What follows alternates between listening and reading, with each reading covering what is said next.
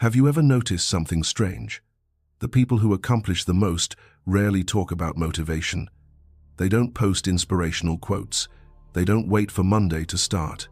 They don't need a perfect morning routine or the right playlist. They simply do what needs to be done, day after day, without drama, without excuses, without negotiation. While most people are still lying in bed, scrolling through their phones, waiting to feel ready, these individuals have already completed their most important work. While others are watching motivational videos, trying to pump themselves up, these people have already trained, studied, created, and executed. And here's the fascinating part. When you ask them how they do it, they never mention feelings. They never talk about inspiration. They speak of something far older and infinitely more powerful. In 10th century Japan, during the Heian period, there existed a concept that separated ordinary men from legends. This wasn't about physical strength, though many who embodied it were formidable warriors. It wasn't about intelligence, though the wisest scholars recognized its value. This concept spoke to something the Japanese called Yamato Damashii, the spirit that moves the body even when every fiber of your being screams to stop. This principle built warriors who couldn't be defeated. It created generals who changed the course of history. But centuries later, during World War II, it was brutally hijacked and twisted into something dark. Militaristic propaganda and extreme nationalism. The Japanese government corrupted its meaning, using it to justify terrible things. But the original essence of Yamato Damashii had nothing to do with war, empire, or national superiority. It was about one devastatingly simple truth: duty over sentiment, identity over emotion, being over doing. Today, I'm going to share with you what this ancient concept really means and how it can transform you from someone who knows a lot but accomplishes little into someone who can't help but take action. But first, let me tell you the story of a man who had all the knowledge in the world and absolutely no courage to use it. Before we dive in, I need to clarify something crucial. There are two types of motivation. The first is what we might call excitement, that temporary surge you feel after watching an inspiring video or reading a powerful quote. It feels good, but it evaporates like morning dew. The second type is what the Japanese call ikigai, your reason for being, your purpose for action. In this video, we're going to explore why the first type of motivation, excitement, is actually sabotaging your progress, and why you need something much deeper. Now, before we continue, I want to invite you to subscribe to Presence and Purpose. We're building a community of people who are tired of empty motivation and ready for real transformation. Hit that subscribe button, ring the bell, and drop a comment below. Tell me, what's the one action you keep putting off? What's the goal you've been planning forever but never executing? Share it honestly. And while you're there, help others who comment. Maybe someone needs advice in an area where you're experienced. Let's create a space where we actually help each other grow, not just consume content. Thank you for being here. Now, let's begin. Chapter 1. The Man Who Knew Everything and Did Nothing. The year is 950, Heian period, Japan. Tadayoshi is 24 years old, and he's already read more books than men twice his age. Born into a noble family, he has access to resources most people can only dream of. Chinese military classics, Buddhist texts, the strategic writings of Sun Tzu, the philosophical teachings of Confucius, while other young nobles waste their time at parties, writing poetry about cherry blossoms and getting drunk on sake. Tadayoshi studies. He studies military strategy, battle formations, combat tactics, the psychology of warfare. He has a dream, you see, to become a great warrior, perhaps even a general who will change the fate of Japan. His mind is sharp, his memory is exceptional.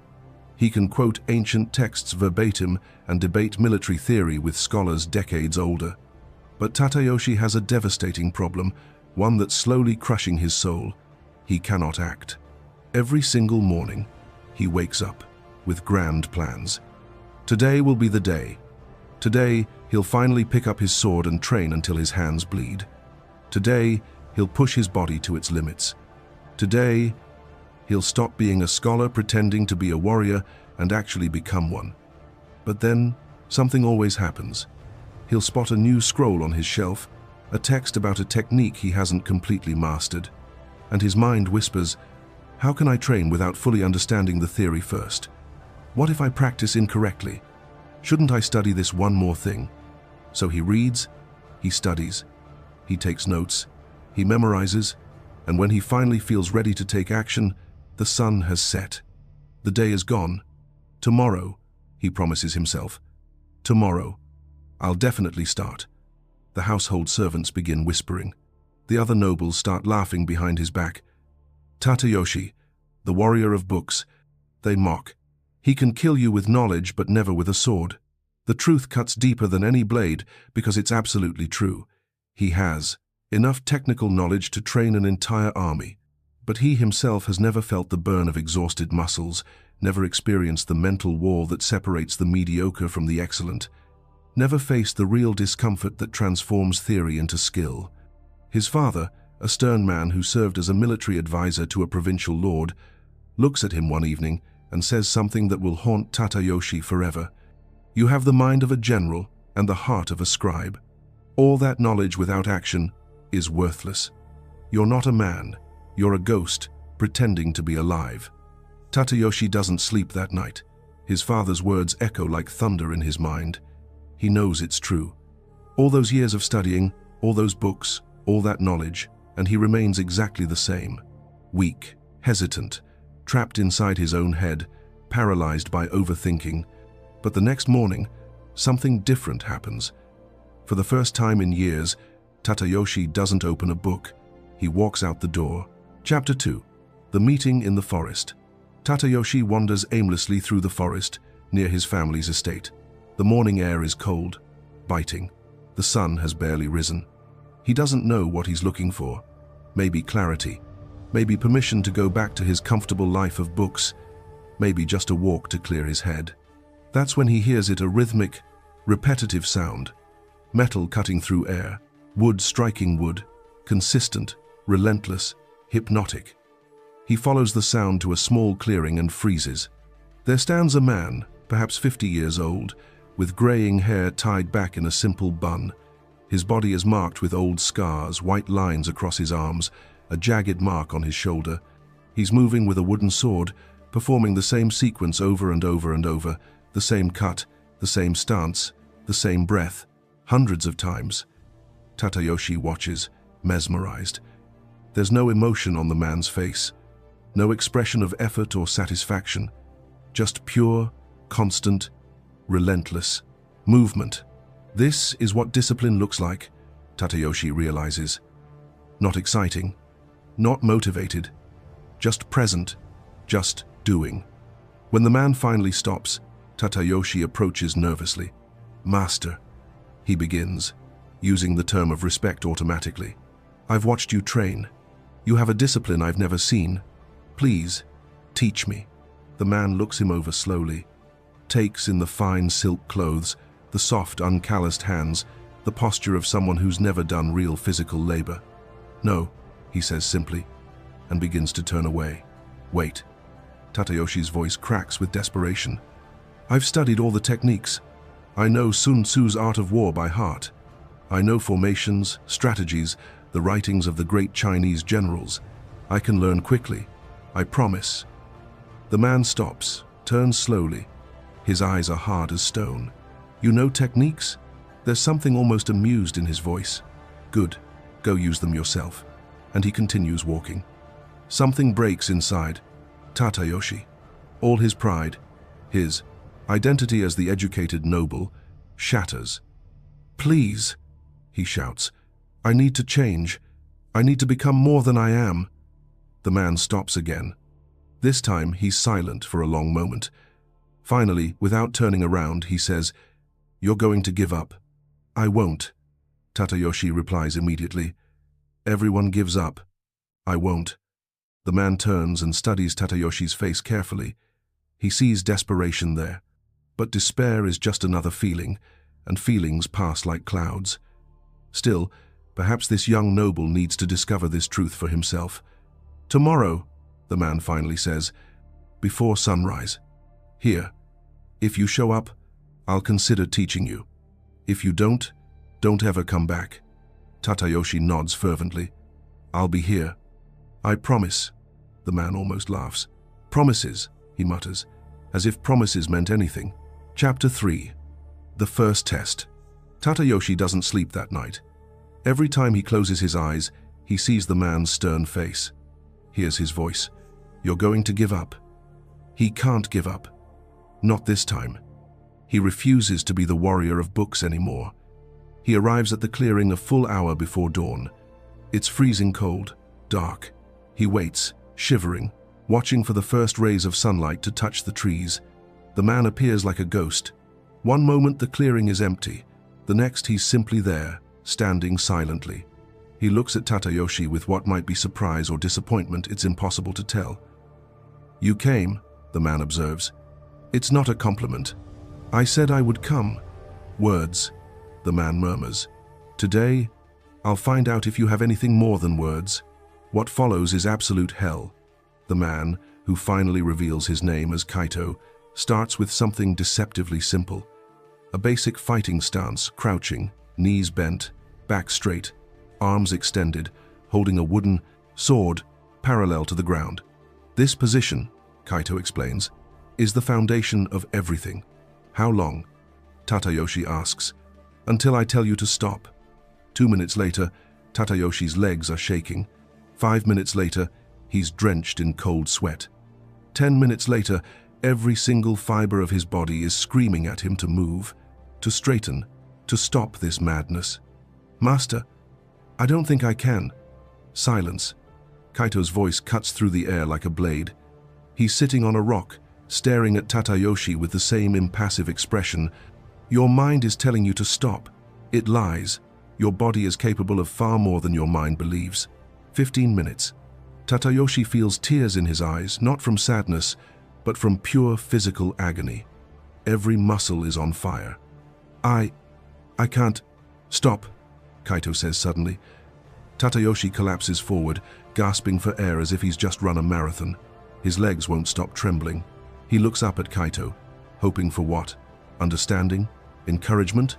What he sees is disappointment. 15 minutes? Kaito says. "And you already want to give up.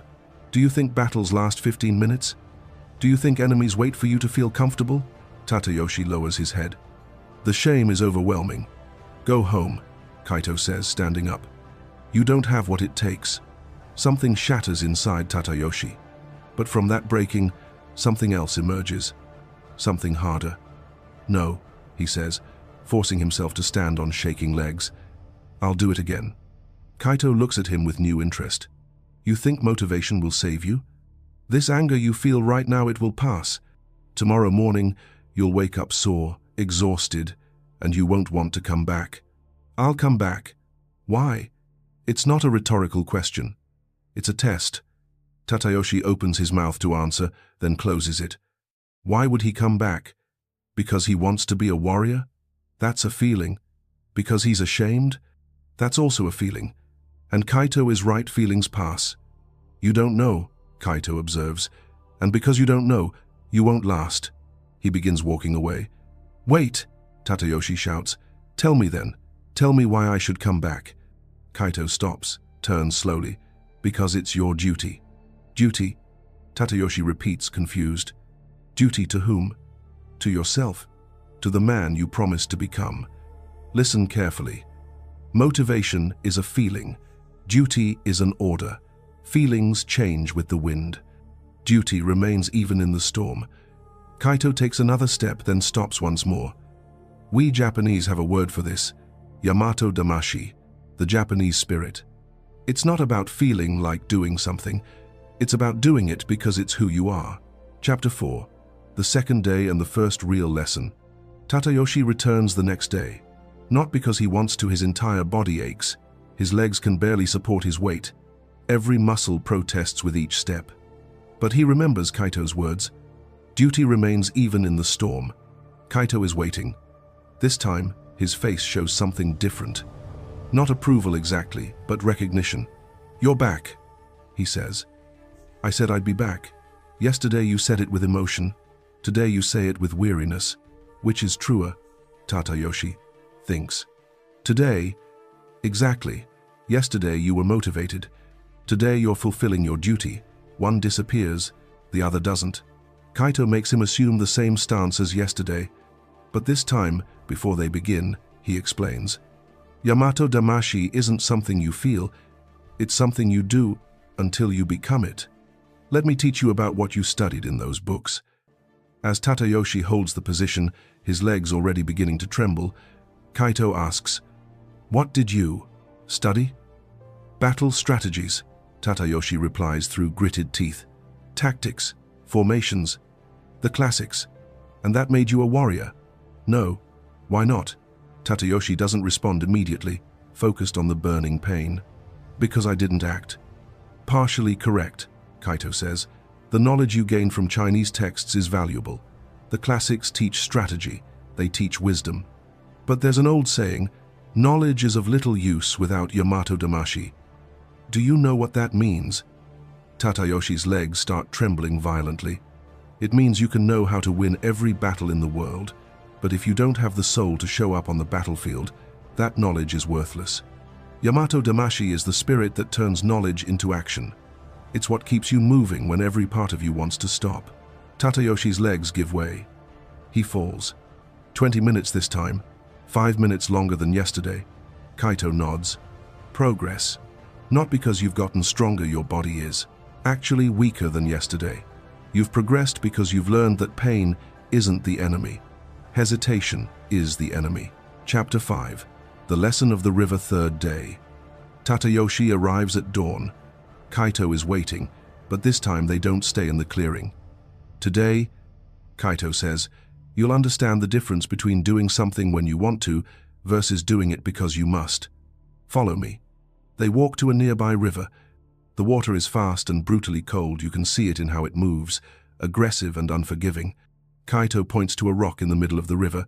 "You will stand on that rock in your fighting stance until I tell you to leave." Tadayoshi looks at the icy water. "For how long?" "Until you understand." Tadayoshi steps into the river. The water is so cold it feels like knives cutting into his skin. He jumps onto the rock, slips, almost falls, but manages to catch his balance. He assumes the stance. The water splashes against his legs. The cold is unbearable. 5 minutes and he's shaking uncontrollably. 10 minutes and he can't feel his feet. 15 minutes and panic starts creeping in. Every cell in his body is screaming at him to get out. "Master," he shouts, "I can't take this. Your ancestors endured worse." Kaito shouts back from the shore. "They stood on battlefields for days. They marched with open wounds. They fought until their last breath. And you can't handle cold water?" "But why?" Tadayoshi shouts.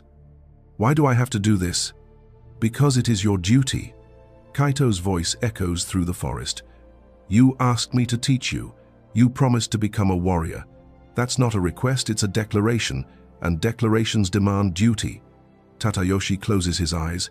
Tears stream down his face, mixing with the river spray. He thinks about giving up. It would be so easy. Just step off the rock, go home, return to his comfortable life of books. But then he remembers his father's words. "You have the mind of a general and the heart of a scribe." The laughter of the other nobles. The warrior of books. All those years of studying, planning, knowing, and nothing changing. He's not that man anymore. Not here, not now. The cold remains. The pain remains. But something shifts inside him. He stops fighting it. He accepts it. "I'm here because I choose to be. I stay because I must." Time becomes meaningless. Eventually, Kaito shouts, "Get out!" Tadayoshi jumps off the rock. His legs barely respond. Kaito helps him to shore, leads him to a fire that's already burning. 45 minutes, Kaito says. "You stayed 45 minutes. Tadayoshi stares at him in disbelief. It felt like hours. "Do you know what happened out there?" Kaito asks. "For the first 15 minutes, you fought the discomfort. It exhausted you. Then something changed. You stopped fighting. You accepted that the cold was your duty. And, paradoxically, it became easier. Not because the pain lessened, but because you stopped adding mental suffering to physical pain." Kaito adds fuel to the fire. This is Yamato Damashii. It's not about not feeling. It's about not letting. Feelings dictate your actions.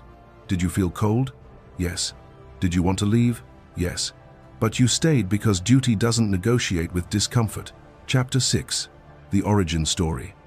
That evening, Kaito allows Tadayoshi to rest early, but first they sit by the river, listening to the water rush past. "Do you know why I'm teaching you about Yamato Damashii?" Kaito asks. Tadayoshi shakes his head. "Because you're exactly the type of man this concept was created to save." Kaito looks up at the stars. Centuries ago, our elite became obsessed with Chinese culture. And rightfully so, the Chinese had incredible knowledge. Philosophy, strategy, art, poetry. Our nobles studied these classics intensely. They became brilliant scholars. But many of them became like you were. They knew everything and did nothing. Knowledge without soul, theory without practice. That's when our ancestors realized something crucial. They needed a way to describe what separated men who just knew things from men who actually did things. It wasn't enough to have Karazukai Chinese knowledge.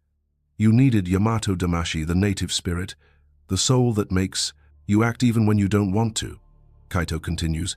This wasn't about being anti-Chinese or anti-foreign. It was about recognizing that knowledge is the tool, but spirit is the craftsman. You can have the best sword in the world, but if you lack the courage to wield it, it's just decorative metal.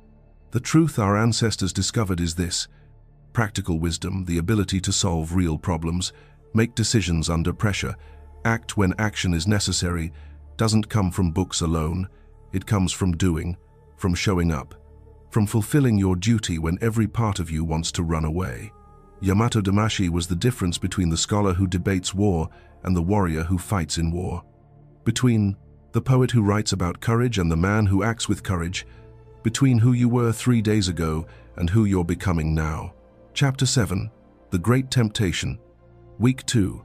Tadayoshi has made real progress. He can hold stances for longer periods. His muscles are beginning to respond properly. His mind is starting to quiet. Then comes the real test. It's the full moon festival. All the nobility will be there: music, poetry, sake, celebration. Tadayoshi receives an invitation. The night before the festival, he can barely sleep. Not from excitement about training, from internal conflict. He's trained 7 days straight. One night off wouldn't hurt, right? He deserves some rest, some fun, some normalcy. On the morning of the 8th day, Tadayoshi doesn't appear in the clearing. Kaito waits, watches the sun rise completely. Tadayoshi doesn't come. Tadayoshi is at home, sleeping off a night of drinking and socializing. When he finally wakes, it's late afternoon. The guilt hits him immediately, crushing. He's broken down after only a week, after all his promises. The next day, he goes to the clearing expecting it to be empty. Kaito will have given up on him, surely. But Kaito is there, waiting. His face doesn't show anger. It shows something worse: sadness. "You missed yesterday," Kaito says quietly. "It was the festival." Silence, not angry, weary. "You don't owe me an explanation. You owe yourself one. And you failed." Tears well up in Tadayoshi's eyes. "I'm sorry. Please let me continue." "It was a mistake. It was a choice," Kaito corrects. "You chose comfort over duty, pleasure over promise. And you know what that proves? You still don't understand Yamato Damashii. You still think it's about doing things when it's convenient." Kaito starts to walk away. "Wait," Tadayoshi begs. "Give me one more chance. I understand now. I really understand." "Do you?" Kaito turns. "Then explain to me. What is Yamato Damashii?" Tadayoshi takes a deep breath. It's doing things even when you don't want to." "Partially correct. Continue." "It's duty over feeling. That's a consequence, not the essence. Deeper." Tadayoshi closes his eyes, thinks of everything: the cold river, the burning stances. Then it clicks. It's who you are, not what you do. It's identity. "When I broke my commitment yesterday, I wasn't breaking a habit. I was betraying who I declared myself to be." Kaito is silent for a long moment. Then he nods slowly. "Now you're beginning to understand." What Kaito does next completely breaks Tadayoshi. He makes him hold the stance for 2 hours straight. No mercy, no breaks. As Tadayoshi finally collapses, trembling and crying, Kaito says, "This pain, you chose it yesterday. When you break your duty, you don't escape consequences. You only postpone them, and they come back worse." Chapter 8. Identity, not action. The next day, Kaito teaches differently. Instead of physical training, he makes Tadayoshi sit. "Do you think discipline is about doing difficult things?" Kaito asks. "Yes? No. Discipline is about being someone for whom these things are non-negotiable. There's a huge difference between I should train and I am someone who trains. One is desire. The other is identity."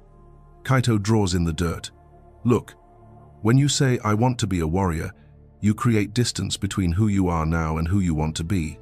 This distance allows negotiation. I want to, but not today. I want to, but I'm tired.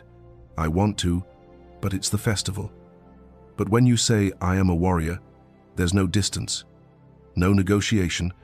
Warriors train not because they want to, but because it's what warriors do.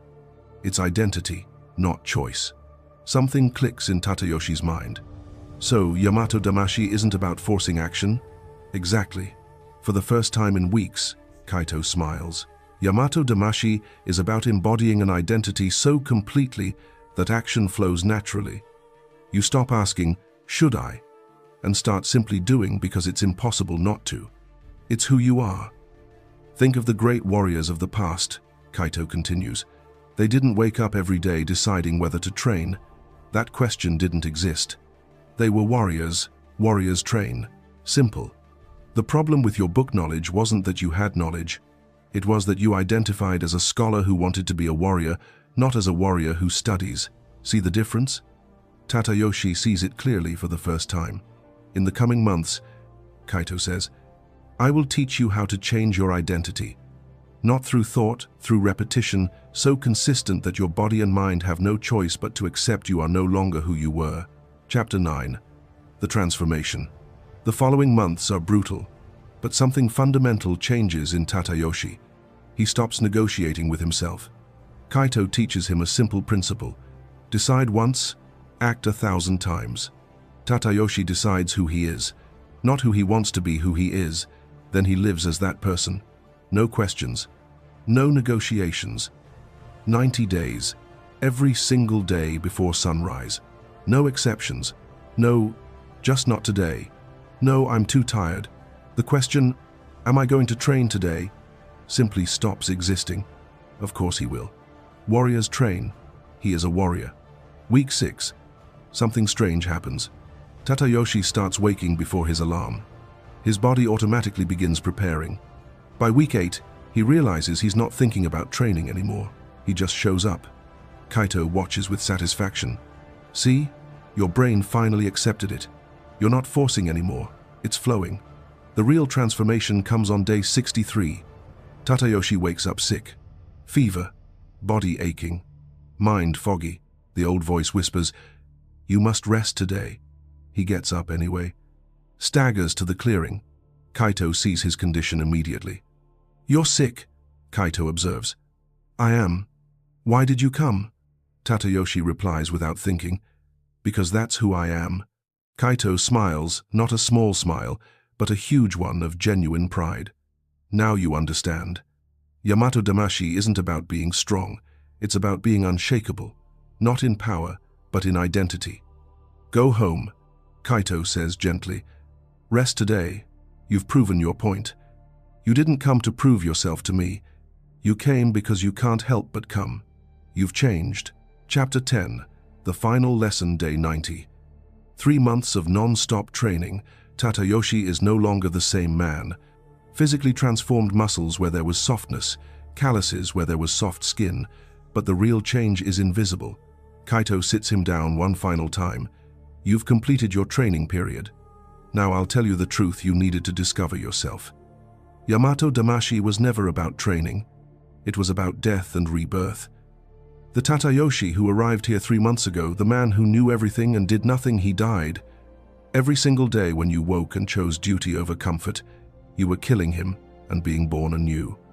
The books you read weren't wrong, Kaito continues. Your knowledge is valuable, but knowledge without soul is a corpse. Beautiful perhaps, but dead. Yamato Damashii is the soul that animates knowledge. It transforms information into wisdom, theory into practice, intention into reality.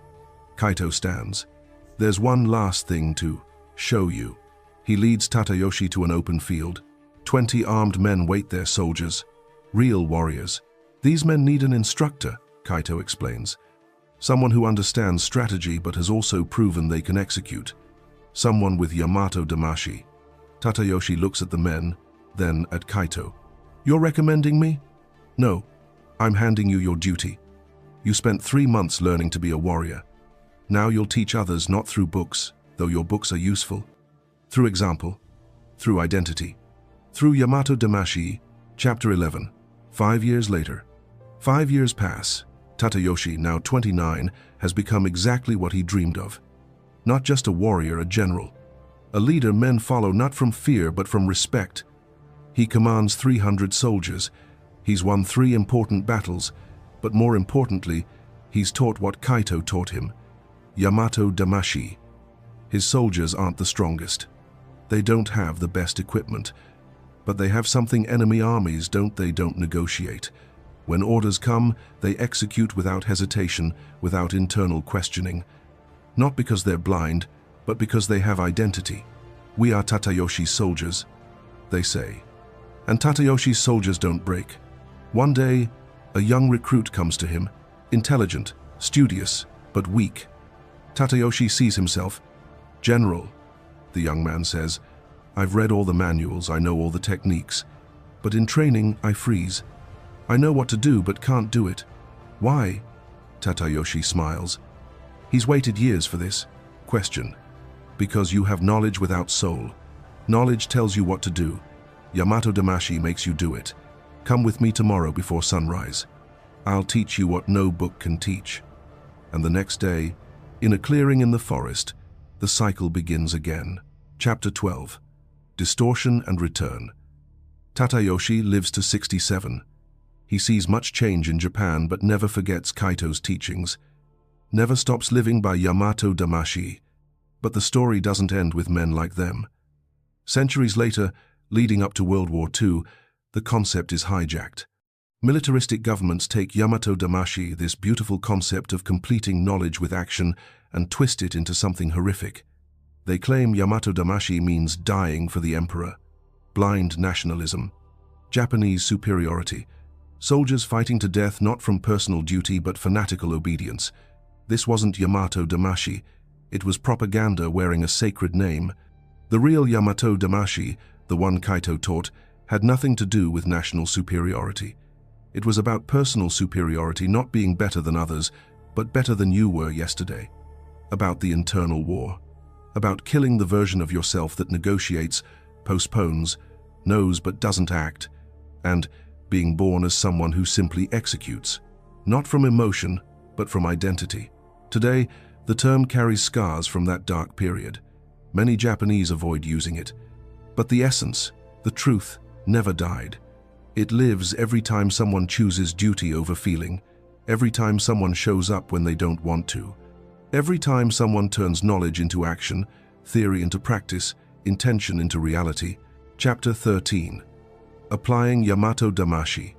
Today you don't need to be a samurai to experience Yamato Damashii. You don't need to be Japanese. Because at its core, this isn't about culture, it's about universal human truth. Here's that truth. Motivation is a lie. Motivation is a feeling. Feelings change with the wind. Monday you're motivated. Wednesday you're tired. Friday you give up. Sunday you promise to start again. This cycle kills dreams, kills potential, kills who you could become. Yamato Damashii is the answer. Here's how it works. First, stop making promises about what you'll do. Make declarations about who you are. Don't say, I'm going to the gym. Say, I'm someone who trains. Don't say, I should read more. Say, I'm someone who reads daily. The difference seems small but changes everything. Second, understand that duty is non-negotiable. When you say, I am someone who does X, You're not creating a goal, you're creating identity. Identity doesn't have days off. You don't get a day off from being you. Third, accept that transformation requires pain. Breaking comfort cycles hurts. Creating good habits and abandoning bad ones hurts. But pain is like bitter medicine, uncomfortable at first, but it heals. Fourth, knowledge without action is illusion. You can study training for years and remain weak, read about business and stay broke, learn about relationships and stay alone. Why? Because you have knowledge, but not Yamato Damashii, the spirit to execute. Knowledge shows the way. Yamato Damashii makes you walk. Fifth, consistency trumps intensity. Tadayoshi didn't become a warrior in one day of intense training. He became one in 90 days of showing up every single day, even sick, even tired, even when he didn't want to. Transformation doesn't come from one heroic effort. It comes from 1,000 small acts of fulfilled duty. Don't focus on impossible tasks. Instead of studying 16 hours one day, study 3 hours consistently every day. Don't worry about hours per day. Worry about the number of days you maintain that habit. Chapter 14. The Final Secret. But there's one final secret Kaito taught Tadayoshi only on the last day. Something that completely changes how you view discipline. After 90 full days, Kaito said something that sounded like contradiction. Now that you've learned Yamato Damashii, I'll teach you when to break it. Tadayoshi was confused. Break it? But you said duty is non-negotiable. And it doesn't negotiate, Kaito confirmed. But there's a difference between breaking from weakness and adjusting from wisdom. Yamato Damashii isn't about self-punishment. It's not about destroying your body or mind in the name of blind consistency. It's about serving your greater purpose, not rigidly following rules. If you're truly sick, not lazy, but truly sick, resting isn't breaking Yamato Damashii. It's honoring it. You're resting to serve better tomorrow, not running away because you don't want to do today. See the difference? Tadayoshi saw. It was about intention. Warriors rest strategically to fight harder, Kaito said. Cowards rest emotionally to avoid fighting. Same action, opposite intention. The test is simple. Ask yourself, why am I stopping today? If the answer is because I don't want to, or because it's hard, or because I deserve a break, you're negotiating. Kill that thought. Execute. But if the answer is because my body needs recovery to perform better tomorrow, that's not negotiating. That's strategy. Yamato Damashii without wisdom is fanaticism, Kaito continued. Yamato Damashii with wisdom is mastery. Never confuse the two. That was the final lesson, and the most important, because Yamato Damashii's goal was never creating robots that execute blindly. It was creating warriors who execute with purpose, who understand that discipline serves something greater. That duty isn't a prison, it's the freedom to decide once and live 1,000 times without the burden of constant decisions. The truth available to you. Now Tadayoshi's story ends, but the truth he discovered doesn't. That truth is available to you right now, in this moment. You don't need more motivation. Motivation is fuel that runs out. You need Yamato Damashii. You need an identity so strong that action isn't a choice, it's an inevitability. You need to understand that all the knowledge you have, all the courses, books, videos, strategies, are worthless without the spirit to execute. Knowledge is of little use without Yamato Damashii. You need to accept that the person you are now, the one who knows but doesn't act, who plans but doesn't execute, who promises but doesn't deliver, that person must cease to exist. And you're the one who defeats them, every single day, by fulfilling your duty, by taking action when you don't want to, by being consistent when it's inconvenient. In that person's place, something new is born. Someone unwavering, someone who doesn't negotiate, someone people look at and think, how does he do it? And the answer is simple. He doesn't do it. He is it. This is Yamato Damashii. It's not a Japanese technique, it's human truth. It's the difference between dreaming and living, between wanting and being, between dead knowledge and living wisdom. When you finally understand this, not intellectually but viscerally, deep in your soul, you'll realize you'll never need motivation again, because you won't be doing things, you'll be being someone. and this person simply cannot help but act. If this video changed your perspective on discipline and action, I want to invite you to subscribe to Presence and Purpose. We're building something special here, a community of people who are done with empty motivation and ready for real transformation. Hit that subscribe button and ring the bell so you don't miss future content that will continue this journey. And listen, drop a comment below right now. Tell me honestly, what's the one action you've been putting off? What do you know you need to do but keep postponing? Share it. And while you're there, help someone else who commented. Maybe they need advice in an area where you have experience. Let's create a real community of people helping each other grow. Remember, knowledge without Yamato Damashii is just dead information taking up space in your head. Knowledge with Yamato Damashii is the power to transform your life. The choice is yours, but choose quickly. Because every day you put it off, the old you grows stronger. One day it will win unless you defeat it today. If you've watched this far, thank you for your attention. You've already proven you have something most people don't. Now use it. Take action. Be present. Walk with honor. Follow the path. See you in the next video.